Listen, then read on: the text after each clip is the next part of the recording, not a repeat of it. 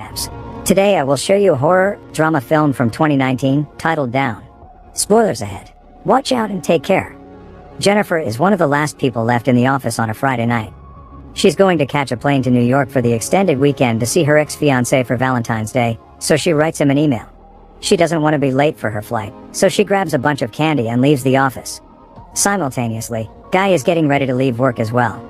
They both end up waiting for the elevator at the same time.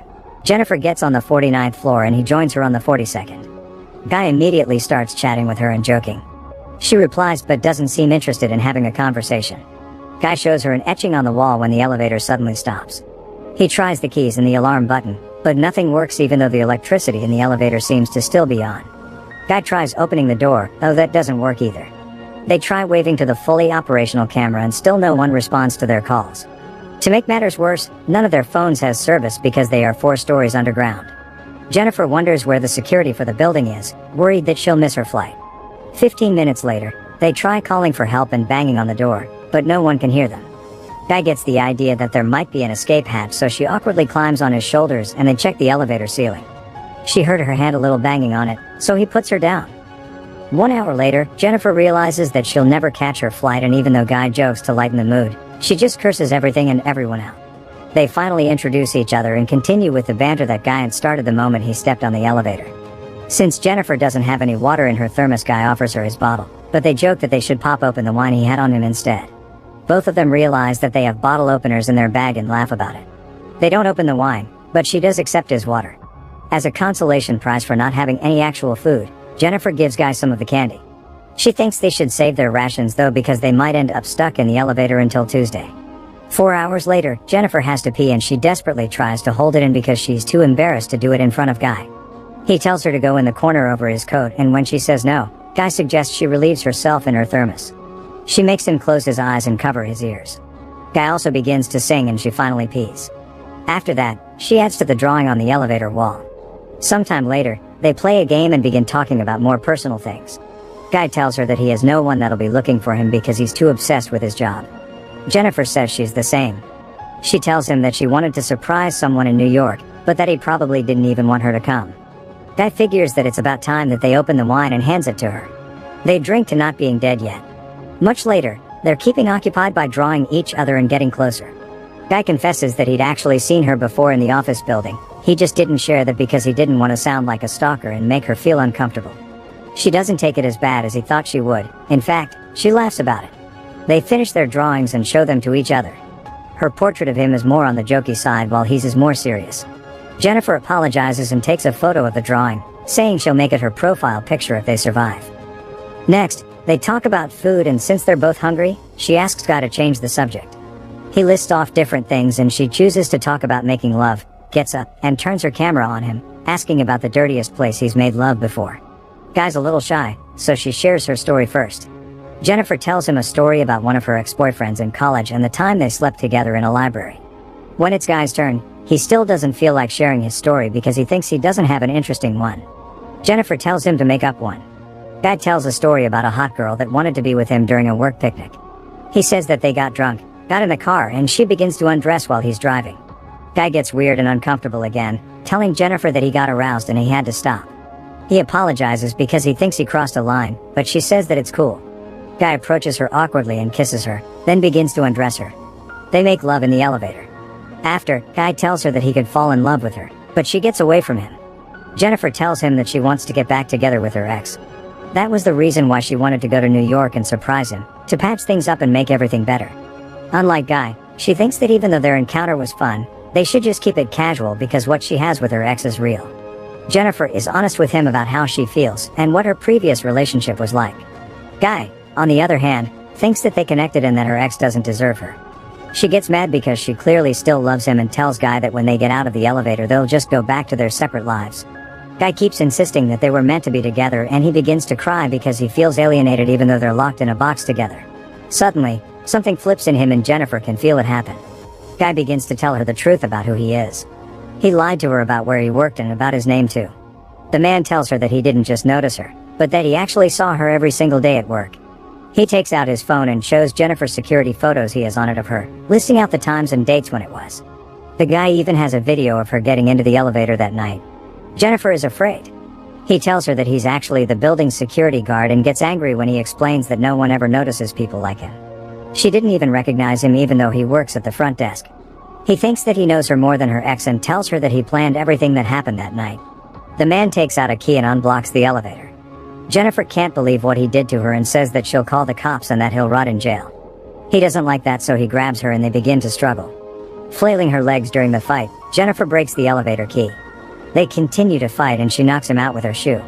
Jennifer is afraid that she killed him, so she approaches him to check when he suddenly jumps up and knocks her down. They both remain unconscious in the elevator. After a while, Jennifer wakes to find the man conscious already. She asks him why he did it. His reasoning is that he wanted to get her away from everything so that they could connect on a human level. He says that they didn't just have a date but an entire relationship in the weekend stuck in the elevator. Jennifer thinks that he's not going to get away with it because someone will surely come to get them out. Unfortunately, she finds out that the guy has taken all the shifts for that weekend and the two other guards won't be coming in until the extended weekend is over on Tuesday. Jennifer asks what he'll do and he says that he would rather kill her than go back to prison. He says that he never forced her to do anything, but Jennifer tells him that he kidnapped her. That sends him into a rage spiral. When he calms down, he opens the present that Jennifer had bought for her ex-fiancé. He finds a shirt and a box in the bag. The guy puts the shirt on and tells Jennifer to open the rest of the present. Jennifer opens the box to reveal cigars, complete with the necessary tools, like the cigar scissors and lighter. He lights a cigar and taunts Jennifer further, even saying that she could have gotten her ex back with all the nice gifts. In a gust of irony, he wishes her a happy Valentine's Day. Sometime later, the guy apologizes to Jennifer for scaring her and asks her if they can reconcile. He asks for another chance and tells her that she doesn't have to answer right away, but to think about it. The guy comments on the travel ad that's playing in the elevator, saying that the people in the video look happy together. He tells Jennifer that he'll take her to the resort from the ad one day. He's bothered by the neon light in the elevator that isn't working, so he breaks it with Jennifer's thermos. The guy realizes that the light bulbs under the ceiling panels must get replaced sometime. He thinks that he can get that panel off and get out of the elevator thought there. As he breaks it open with the thermos, Jennifer stands up next to him. He asks Jennifer to give him a boost to get up there, promising that he'll come back for her. However, Jennifer thinks it would be easier if he gives her a boost because she doesn't have enough strength to do it. He doubts that she'll want to come back for him and she'll call the cops. Jennifer tells him everything that he wants to hear and convinces him to give her the boost. She gets on his shoulders and pulls out of the elevator. The guy tells her where the ladder and the door are, happy that they finally managed to escape. Jennifer turns around and gives him the middle finger, pissing him off. As she climbs the ladder, he finds a way to get out of the elevator too. The guy binds two pieces of clothing together and throws them over the elevator beam. Jennifer is already moving towards the door as he starts climbing up. He tells her that she'd better run because now she's going to die. Jennifer gets close to the door when he already reaches the level she's on and follows her. She opens the door and screams for help, then he suddenly garbs her and hurls both of them back in the elevator. They both fall unconscious. Jennifer wakes up first and sees the fire sprinklers, conceiving a new plan to get herself out. She tries to activate the fire alarms by lighting a cigar, but once she doesn't manage that, she starts a small fire.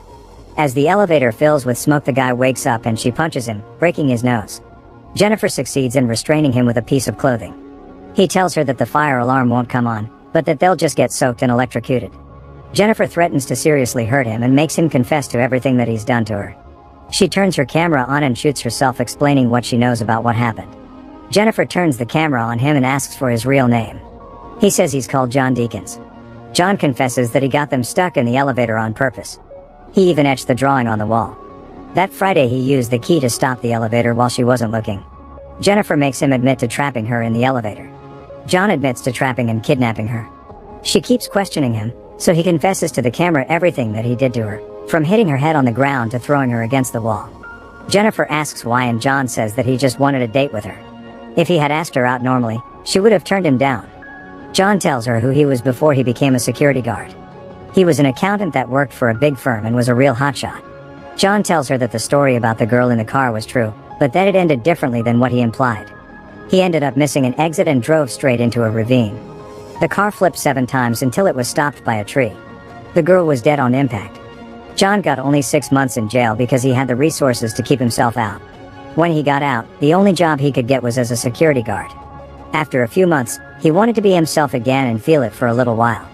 Jennifer still doesn't understand why he chose her. He says that it's because she's great. Monday arrives and they're still trapped. One of the other security guards, Eddie, takes his new girlfriend to the building to show her the roof. When they walk inside, he looks for John, and when he doesn't find him, he checks the security monitors. Eddie sees John and Jennifer are stuck in the elevator, waking them both up. Jennifer begs him to get them out of there. He tells her that he'll come down and get them out, while his girlfriend falls asleep on the couch. Eddie gets to the elevator and pulls the doors open with a crowbar. Jennifer wants to get out, but he tells her that he needs to open the doors completely first and moves away. Suddenly, John knocks her out. He tells Eddie that he's there and he gives John his keys. John tells him that it's not working and Eddie says he'll climb in to help them. He gets stuck in the elevator and sees that something has happened inside when John turns on the elevator and cuts him in half. He knocks Jennifer out again, then takes her to his car and puts her in the trunk. John goes back into the building and disposes of Eddie's body and his clothes. He cleans himself up and puts on his uniform, sliding a cigar into his pocket. When John gets to the front desk, he deletes all of the videos from the security cameras. Eddie's girlfriend wakes up and John kills her too, then drops her in the shaft as well. John gets to his car and takes Jennifer to a secluded location to dispose of her.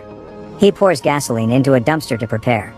Before he opens the trunk, John tells Jennifer that he still likes her and it's unfortunate they couldn't be together. Jennifer pretends that she's dead, and when John goes over to the dumpster, she hits him over the head, gets in the car and starts driving.